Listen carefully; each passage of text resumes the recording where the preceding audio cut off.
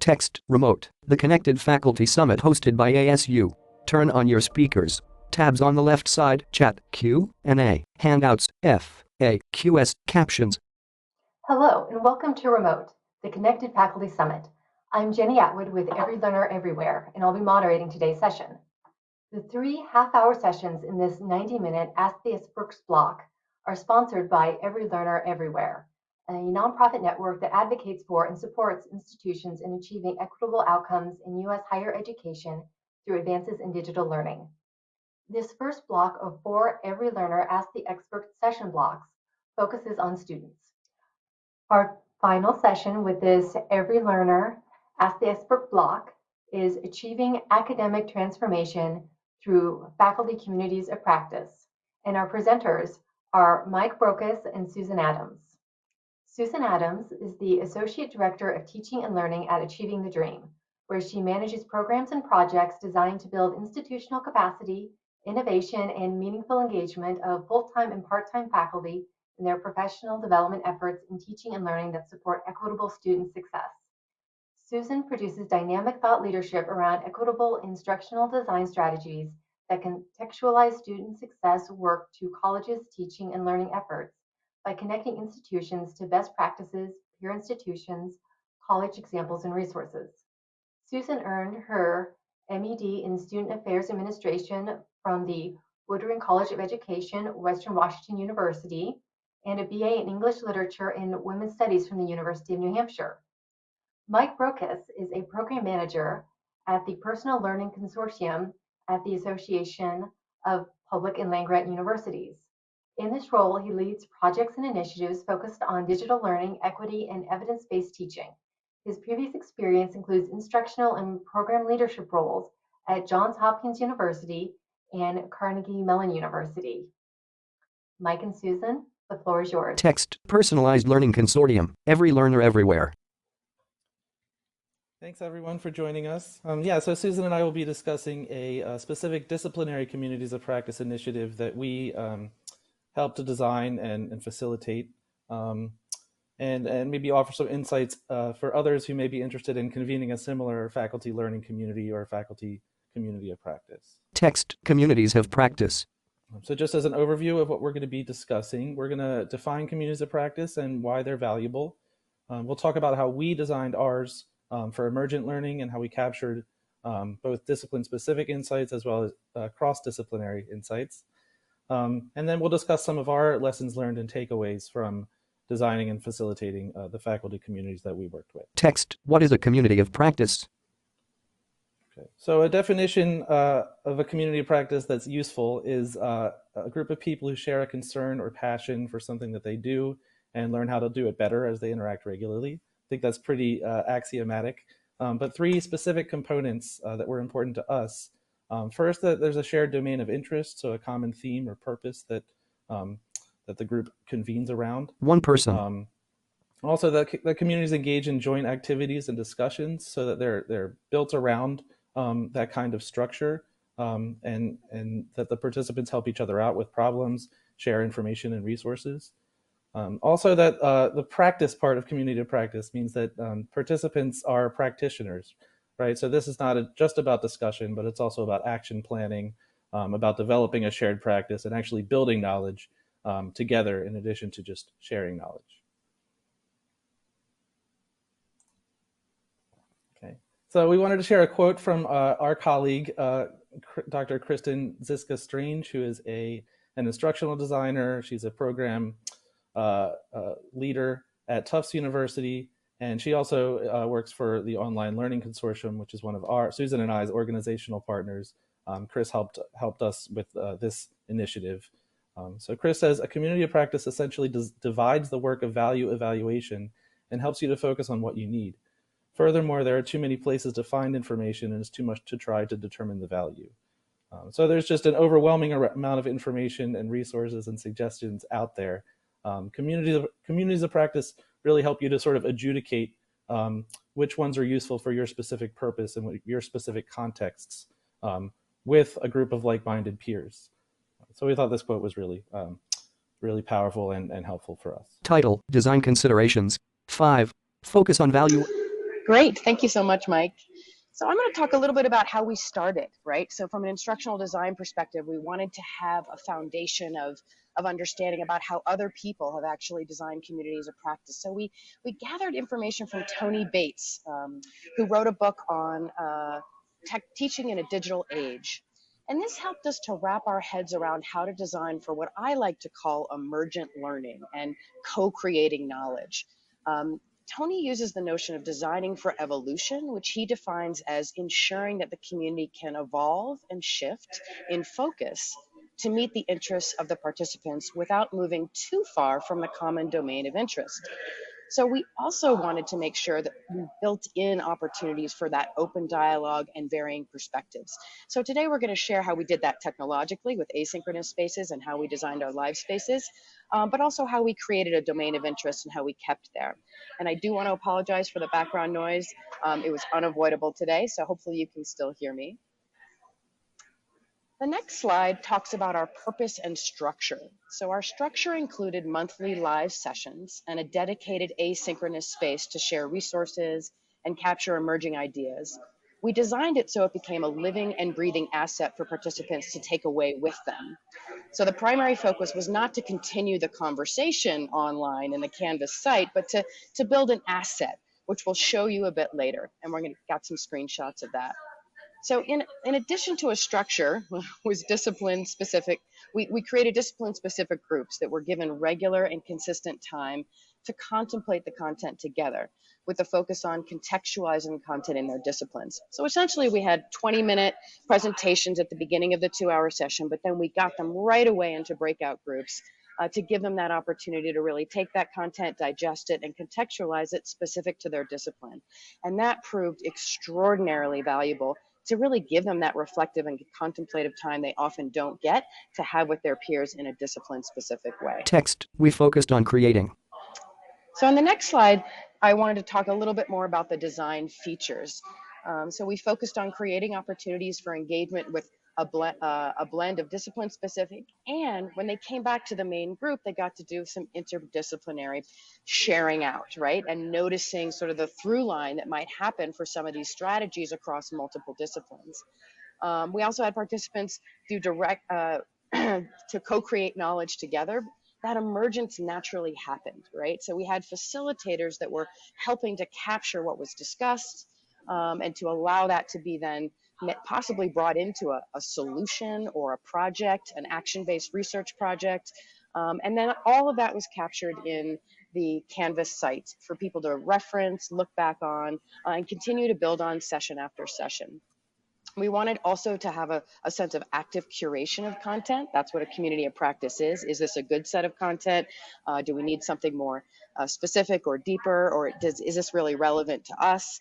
And then again, that allows us to tap into the collective knowledge of faculty to drive the development of assets and resources for the field as a whole. And that's what was so exciting about how we did this. And we wanted to have differentiated levels of participation, right? Just like differentiated instruction, we wanted to have asynchronous digital spaces, ample workshop time in small groups, and then limit time spent presenting content, right? So it's not just digesting content, but really getting into the pieces of it. Slide, design strategies. And then, getting back to Tony Bates, he really offers, wanted us to offer different levels of information and discussion to engage practitioners with different problems and levels of experience with the same discipline. And it was important in the beginning that we set that clear expectation that this is active engagement, active involvement, and really giving the topics up front with guiding questions to help the cognition of all the peers, of all the practitioners, and offering a kind of a clear curriculum of how we're going to do this. And that allowed people to come back and be ready to go for the next session and kind of build on each one. And so that facilitator piece was really, really important. And the facilitators were faculty in their discipline, right? So that also was a design feature for this particular community of practice. And back to you, Mike. Yeah, so as Susan and I have both mentioned, the communities were kind of built for evolution, built to evolve and develop. And so it didn't make sense for us to have strictly defined outcomes when we were planning these live sessions and these communities as a whole. So instead, we started with a sort of set of themes and essential questions that kind of guided the development of our content and programming. So we had overarching themes for the 2 semesters that Two people are in split screen. that we set up for the communities of practice. In fall 2021, our theme was getting to know our students, increasing engagement in digital learning environments. And in spring 2022, the overall theme was developing critical engagement in and across our disciplines. Some underlying and intersecting themes, kind of the genesis of these communities and the heart of a lot of the work that Susan and I do. Men looks on. Were evidence-based teaching practices, centering and integrating equity into course design and pedagogy, and then effectively leveraging digital learning and educational technologies. And some of the essential questions that we started with Woman nods. were, how do we inhabit a digital learning space that promotes equity and inclusion in our disciplines and that facilitates the equitable achievement of learning outcomes? And how do we create a digital learning space that invites interaction, collaboration, and belonging? So these were kind of the guiding principles that we used to structure our programming and our discussions. In terms of our specific live session topics, as Susan alluded to, we had monthly live sessions. They were on Fridays at 12 p.m. Eastern. And we had 3 in the fall and 3 in the spring. So in the fall, we had a session focused on equitizing your syllabi, a session focused on diversifying and being flexible with the way that you assess students and being caring and empathetic. Third session of the fall was about integrating self-awareness, metacognition, and transparency.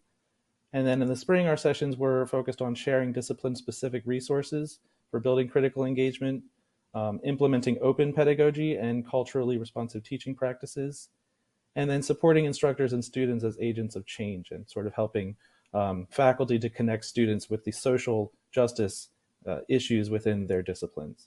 Text live session topics, fall 2021. Great, so now we're going to take Yeah, go ahead, Susan. So now we're going to do a little tour of some screenshots of the digital space. So a lot of people are very interested in what does this actually look and feel like. So going on actually to the next slide, you'll notice here that what we did is we had a Canvas site, but then inside of the Canvas site, we did iframes with a Google Sheet, which allowed the faculty and the participants during the live session to actually populate content with prompts inside of a Google document. And they were able to make comments with each other, but we designed these Google documents with tables, as you can see, that allowed them to write down what their discipline was, what their idea was. So we created essentially community libraries, right, of resources and also community strategies based on certain topics. So that helped us begin to build assets. So again, between live sessions, the chances of people going to Canvas and going to an asynchronous space is pretty minimal. So why force that, right? Most of the building and the connecting and the co-creation of knowledge is going to happen during the live sessions. So we really wanted this space to be more relevant and meaningful and helpful to really capture those ideas. So both participants and facilitators would populate these Google documents, but they would be able to access them during the live session, even though they were in the asynchronous space afterwards. So that really created that alignment and that aha moment of this is where I can capture knowledge. This is where I can co-create assets for the whole field. The next slide shows Miro. So we use that as a technology to have basically a digital whiteboard space. And I would say Miro is one of my favorite technologies, although it can be a little bit complicated to use. But if you give clear instructions, you can see here we had a ton of sticky notes and each discipline had their own board and they were able to answer questions. And when they're in their breakout groups, they went to these Miro boards and the facilitators helped them capture information and ideas and start to bring things together. And then again, these Miro boards were uploaded to the Canvas site, so building a nice, robust asset for the whole community of practice as we went along. Text facilitator approach, facilitator impact. It proved essential. Yeah, and so Susan mentioned that the facilitators were a really important component of our communities of practice, the structure. So yeah, we were grateful to be able to hire 8 total faculty leads or faculty facilitators. So we had 2 facilitators within each of the 4 disciplines that we focused on, which were chemistry, writing, math, and biology. And within each of those groups, we had one 2-year instructor and one 4-year instructor as a facilitator. So that structure really was beneficial to us because we were able to represent the perspectives of both community colleges and 4-year colleges. Our participants were from a variety of institutional types as well. So the lead or facilitator structure, really helped people to feel comfortable and to make sure that they were represented, that their voices were heard and their perspectives were represented in the programming that we developed. Facilitator impact is hard to Facilitator photos on screen. Hard to overestimate. It proved essential to incorporate faculty and disciplinary perspectives into the session planning and delivery. I'll talk about that a little bit, I think, on the next slide. But just getting the facilitators involved throughout the process was really important. One quote from one of our writing facilitators, Dr. Elizabeth Sanders Lopez, she said that the energy was very good. The structure of the sessions worked well for focused conversation and cross-disciplinary idea generation. Monthly 2-hour sessions. So some of our biggest takeaways or insights and opportunities that we wanted to share with you all. First, that closer collaboration with and integration of the faculty facilitators really enriched our session topics and discussions. So throughout the 2 semesters that we worked with the faculty facilitators, initially we had them involved as the people who led the discipline-specific breakout sessions during our live sessions, and they continued to do that throughout the 2 semesters. But we also realized it was critical to involve them in our planning meetings and to help us develop our programming in general. And we also had the facilitators share during our interdisciplinary portions of our events as well, not just serve as leaders of the discipline-specific breakout groups. So the more that we involved the facilitators, we found that the more enriched our session topics and discussions were. People look on. Secondly, we felt that our session design and structure was a really successful fit for our participants. As I mentioned, we had monthly 2-hour sessions. And as Susan alluded to, we had the general structure that we adopted for each one of our 2-hour live sessions is that we would start with a short presentation to the whole group about the topic of interest, whether it was equitizing your syllabus or supporting students and instructors as agents of change, whatever the topic was. Then we would ask our faculty facilitators to share examples of specific, teaching lesson plans or approaches that they adopt in their classrooms.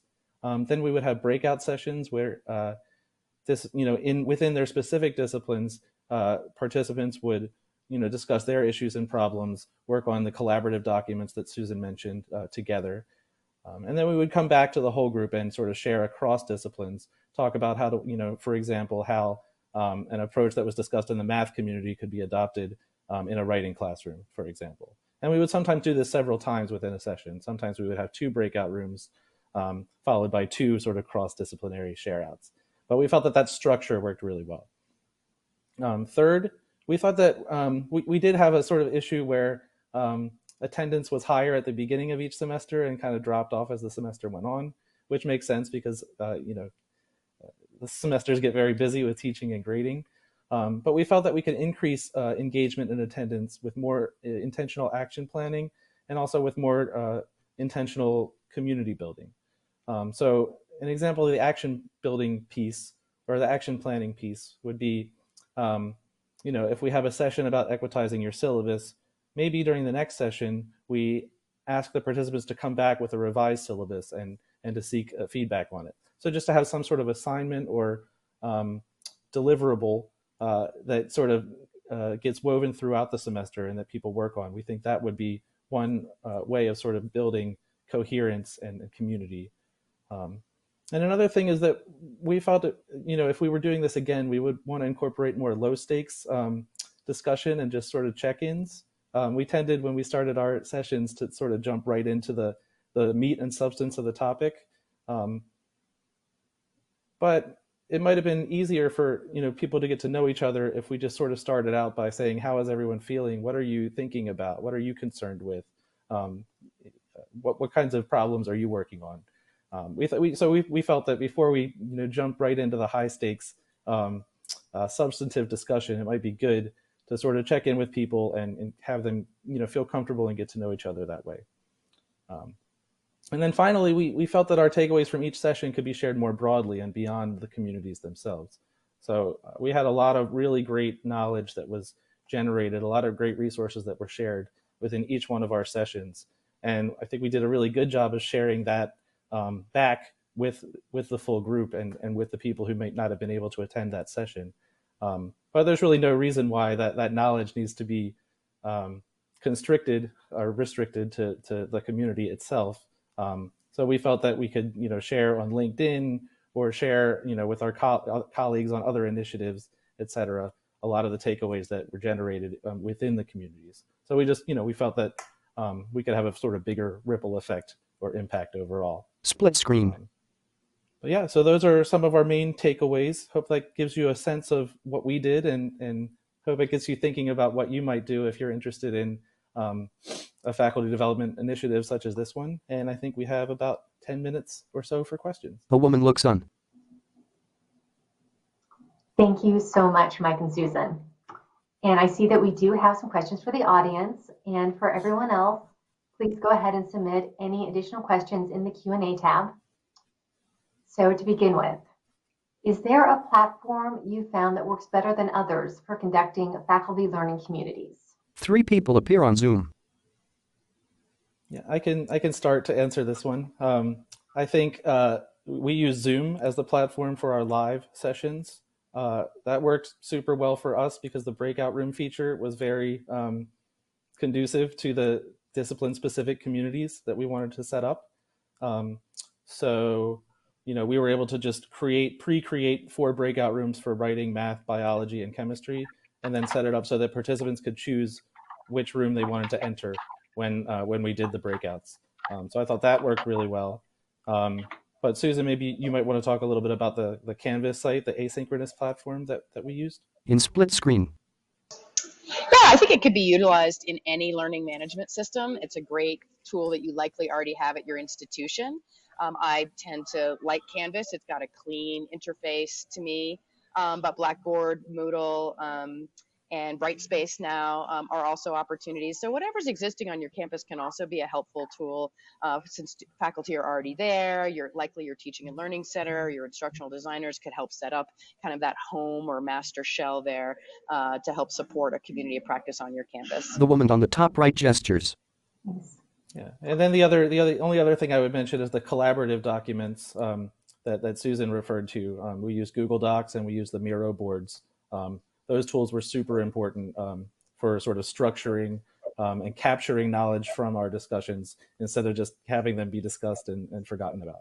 The woman on the right gestures. Well, we actually had a question. If you could speak a little bit more about the Miro boards and how it works and how you've been able to use it successfully.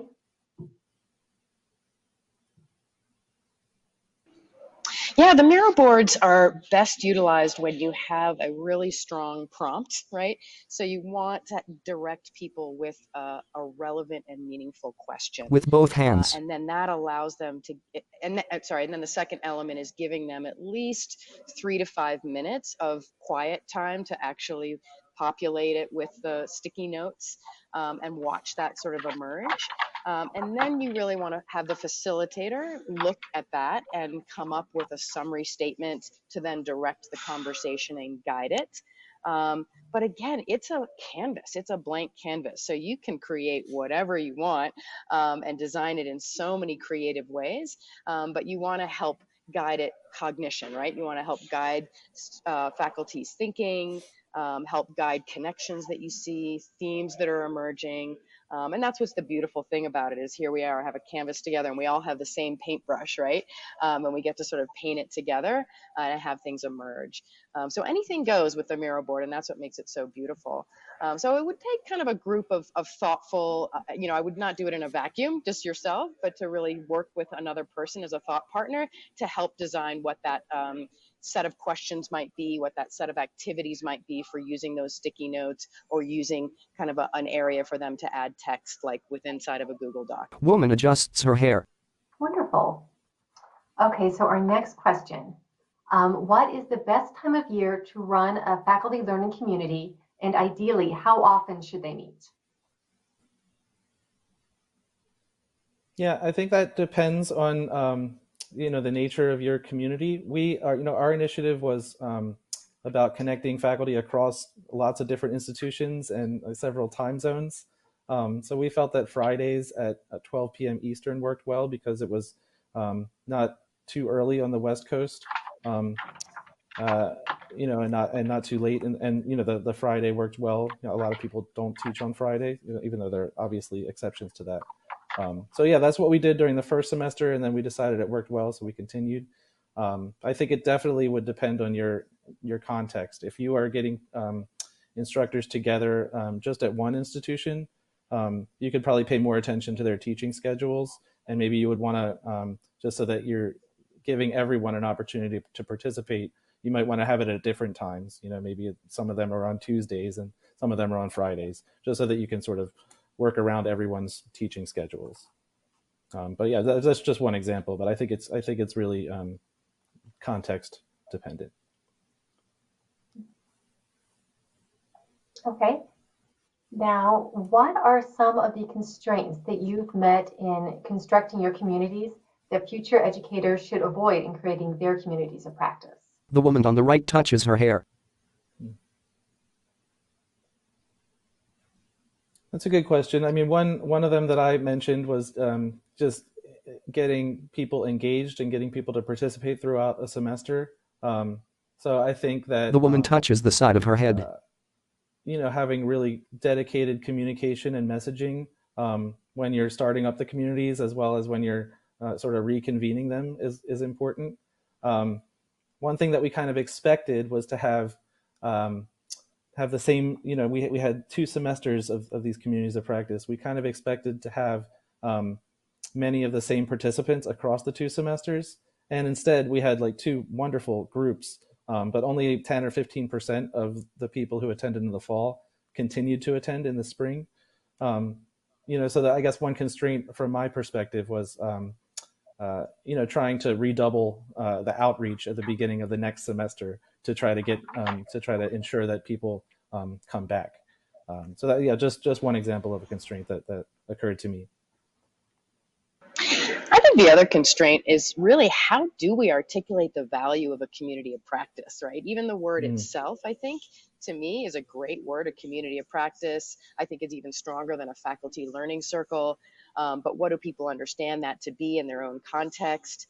And again, sort of promoting that on your campus, to me, the constraint is the relationship building that we need to have and the trust building to say, am I really going to spend 2 hours with you every month? And, what am I going to get out of that, right? So we really do have to kind of market it in a way and also gain that trust, create a culture on the campus that invites that this is going to be something that's thriving and generative for you, and it's not going to be numbing and consumptive is what I often say. And how do we strike that balance and how do we share that with people is the constraint that I think we really had to get people actually involved in finding value in it. Nice. Okay, so likely our last question of the session is, do you recommend offering faculty a stipend or some other incentive to be part of the community of practice? And another part is, how do you re-engage faculty who've maybe dropped off? 3 people are in a split screen video chat. I would Those are absolutely great say questions. stipends are really, really important. And obviously we all would love that. We can't do a big buffet lunch anymore, right? In so many ways. So a stipend would be a great thing. So I would say yes to that. And the engagement question, I would say, as long as it's relevant and meaningful, right? So when they feel connected to the content and they feel like they're actually going to get real solutions and feedback that's responsive to their context, that's going to motivate them to come back and re-engage. And that's why having the facilitators be discipline-specific facilitators in our case, but also well-trained facilitators that can be responsive in the moment so that people feel heard and they feel a part of it, is really key to me, or one strategy that can super help people coming back and to stay highly engaged. Yeah, that's great. And I think the only thing I wanted to say is that we were able to offer a stipend to our facilitators. I think that went super well. They were engaged throughout the semester, and um, we couldn't have done it without them. They sort of made each session. We would love to have been able to offer a stipend too to all of our participants from a lot of different institutions. What we were able to do is offer them a digital badge, and I think that was somewhat helpful in getting them to attend and engage. But yeah, overall, if the resources are available, I think it's definitely a good idea to compensate people for their time and for what they will learn. Wonderful. Well, thank you again so much, Mike and Susan both. And thank you to everyone who has attended this session. Now we're taking a break so you can explore the event. Be sure to check out our partner hall to access valuable resources and engage with sponsors, as well as the networking lounge to mix and mingle with attendees. We encourage your participation in themed networking chats that align with today's topics. And again, thank you so much. Text, enjoy the rest of the event. There will be a short break where you can